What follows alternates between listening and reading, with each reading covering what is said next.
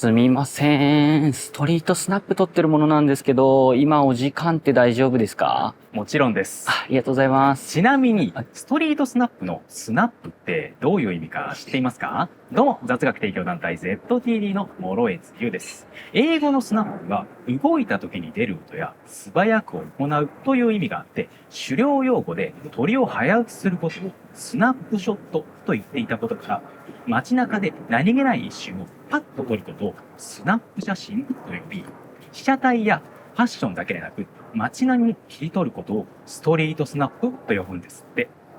なので、被写体の構図やポージングを決めて撮影する写真は、どちらかというと、ポートレートになるんですって。